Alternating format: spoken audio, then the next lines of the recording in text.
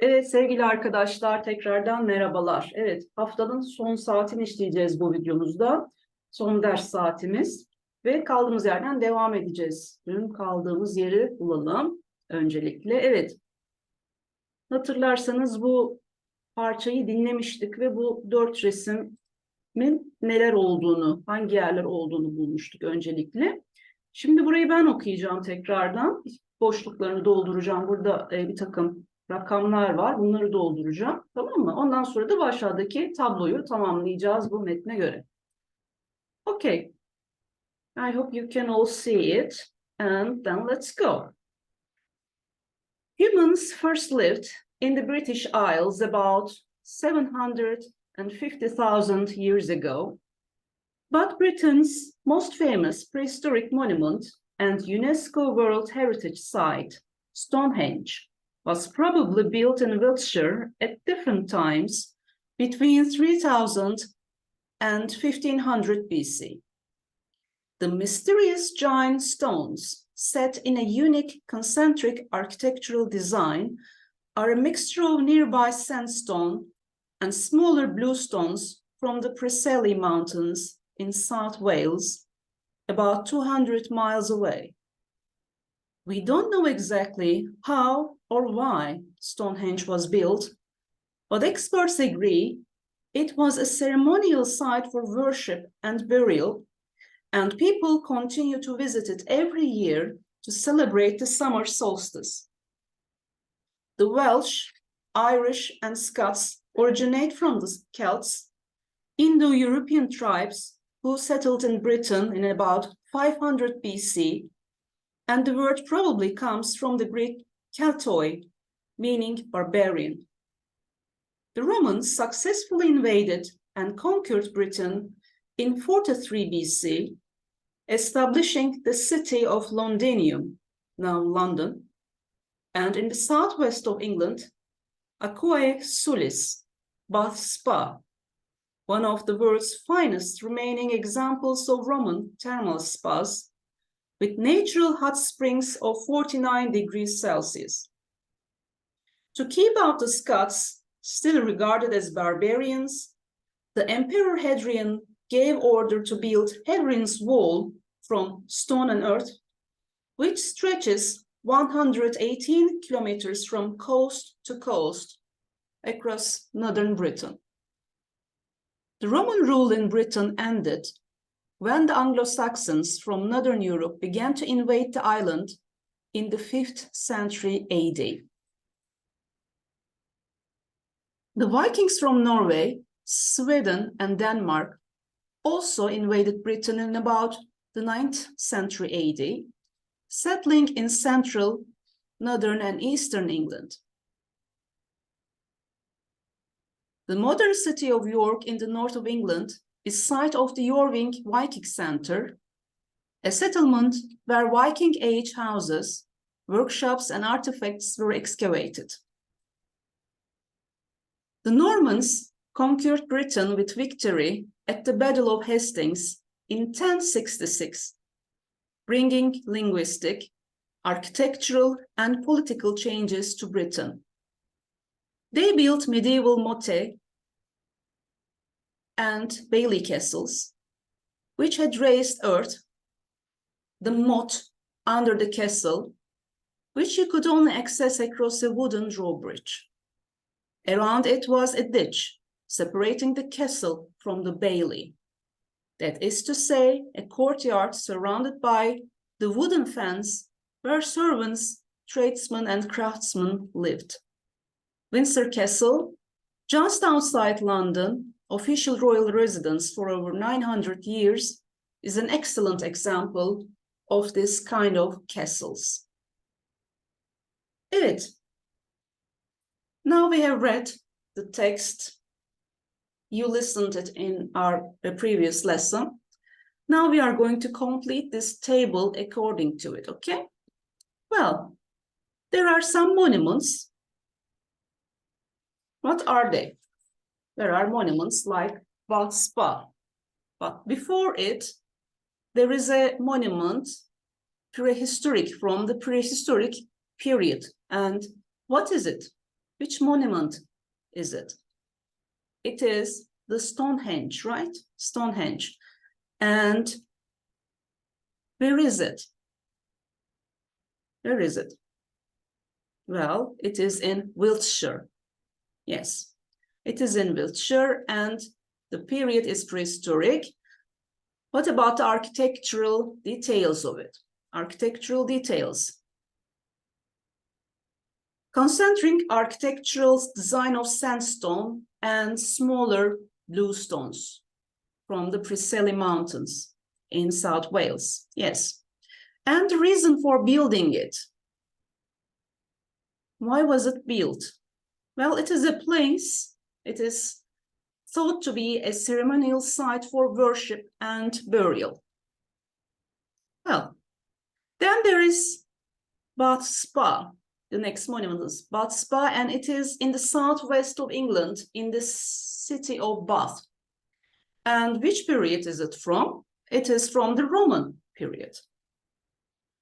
And what about architectural details of this place? Yes. Well, it is one of the world's finest remaining examples of Roman thermal spas. And the reason for building it? Well, it is a spa, a bath, so to take a bath. Okay, to bath, simply. Well, there is a monument next, and it is sited coast to coast across northern Britain. So what monument is it? Yes, it is the Hadrian's Wall. It is the Hadrian's Wall. It is coast to coast across northern Britain, as it says. And which period is it from? Well, it is again from the Roman period. And it was built by the Emperor Hadrian. Well, architectural details. What is the architectural details of this wall? Well, it is built from stone and earth, right? Stone and earth. And the reason for building it is to keep out the Scots. And the next one, there is a reason for building it. It is a settlement. So what is it? Which monument is it? It is a settlement. Which is it? It is Jorvik Viking Center. And where is it? Where is the site of it? Where is it? Well, it is in York, in north of England. Okay. And which period is it? Viking period. And the architectural details, well, where they are Viking houses, Viking age houses, and there are also workshops and artifacts. Well, and the reason for building it? Well, to settle the Vikings that live in England at that age, at that period. Okay, and there is also one more, the final one, which is just outside London. What is it? It is the Windsor Castle. It is places just outside London. And which period is it from? It's from the Norman age, Norman period. Yes. After the Battle of Hastings, the Normans conquered Britain, and it was built at that period. The architectural details, well, it is a sort of a new type of castle. It has it has a moat and a bailey, which is a new type of castle. And what is it? What is the reason for building that castle? It was a royal residence, and it still is a royal residence. It is over 900 years old, and it is still occupied. It is still settled, I mean. Okay, we have completed this table. Then we are going to move on to the next exercise. Okay. We are going to match the things to do in London with their descriptions. Then we are going to listen and check our answers. Well, there are 8 places or 8 things to do. A, the London Eye. B, the Tower of London. C, the British Museum. D, the Globe Theatre. E, Madame Tussauds Museum, it's a museum. F, Richmond Park. G, St. Paul's Cathedral. And the final one, H, the Tate Modern. Okay, there are 8 places to go, 8 things to do. And let's read the descriptions. So let's begin with 1. 1 is matched with A. They gave us an example. 1 is for the London Eye. Fly above London skyline for 30 minutes, taking in the city landscape for 25 miles in each direction. It is a truly unique experience. Well, the others are mixed, so we don't know which description goes to which place, okay? Let's read them first. 2, walk around the largest urban parkland in Europe, where you can see over 600 deer, many wild birds, flowers, woods, gardens, and ponds. Okay.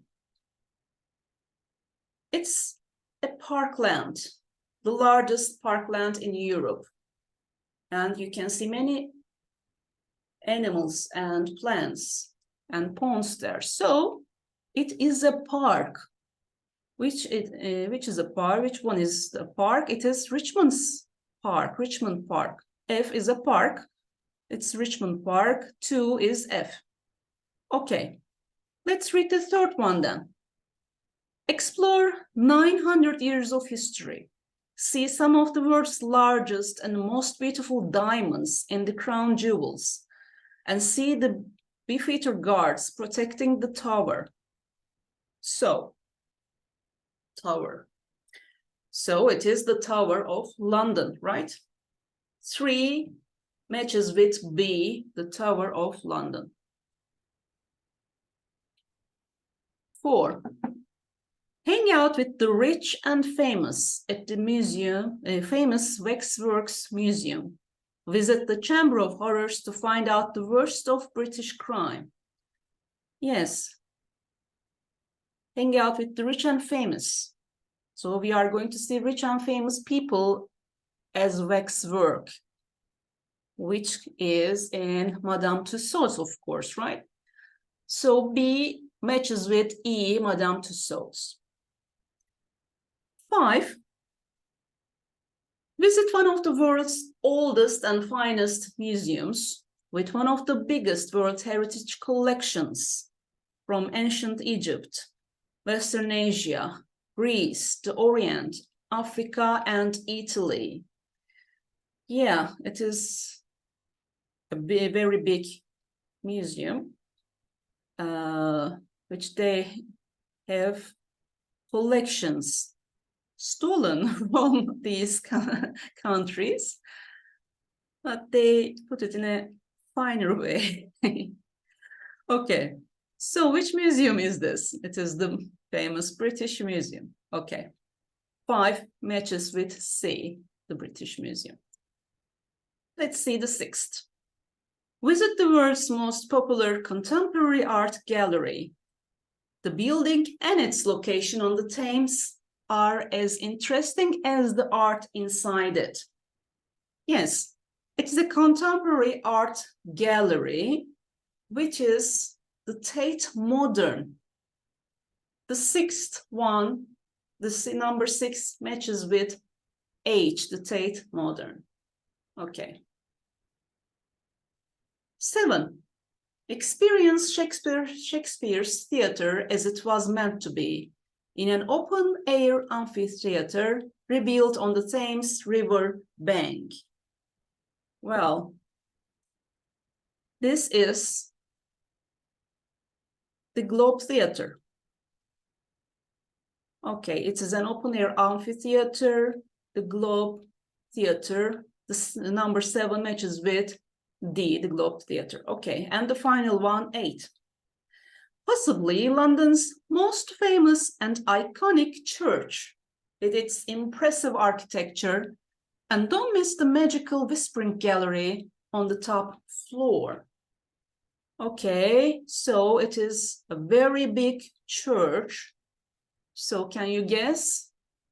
Yes, it is St. Paul's Cathedral. You know, cathedral means big church. Okay, so number 8 matches with G, the St. Paul's Cathedral. Okay then. Let's move to Unit 8, International Tourism, Europe this time. Okay. We have Monte Carlo, Lapland, Ibiza, Greenland, Algarve. We are going to read this text, okay? And find out where these places are, okay? Let's go then. Europe is extremely varied.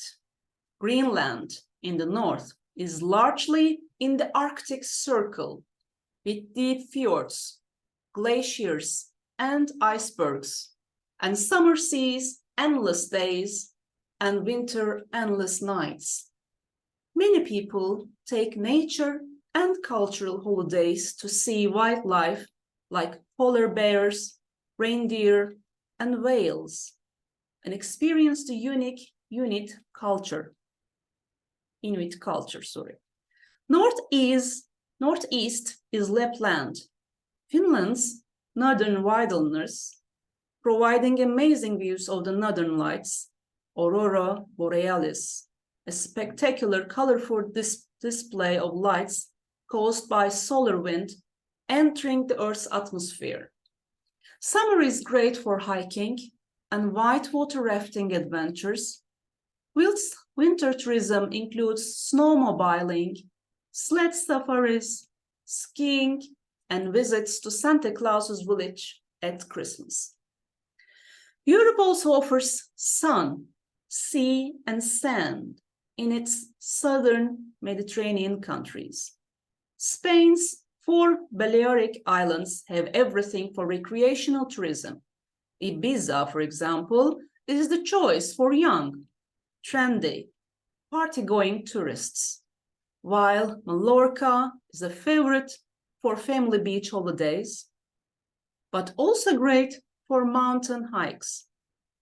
Menorca is a quieter island with UNESCO archaeological and natural sites. Finally, Formentera, the smallest island, is the destination for tourists who just want to relax. The Algarve region on the west coast of Portugal is well liked too by beach tourists because of white sandy beaches, natural bays, and breathtaking cliffs. For the wealthier, more chic tourists, the French Riviera remains fashionable. In Nice, tourists can combine recreation and culture, sunbathing, visiting impressionist art galleries, eating delicious French cuisine, practicing water sports, and drinking cocktails. Well, someone wants to go to a holiday after reading all this. Okay, let's move on. Along the coast is the small but nevertheless rich nation of Monaco. It's famous for casinos, its glamorous royal family, and the Formula One racing track at Monte Carlo. But don't go there unless you are looking for luxury tourism. Evet, lüks hayat var, ona göre gidin Monte Carlo'ya diyor. Evet arkadaşlar, şimdi burada bir tablomuz var ve buraya bu metne göre doldurmamız gerekiyor fakat zamanımız doluyor. O yüzden de bunu önümüzdeki hafta yapmaya başlayacağım. Önümüzdeki haftanın videolarında yapacağız. Bu tablomuzu dolduracağız ve sonra diğer konulara devam edeceğiz. Tamam mı? Evet, pekala.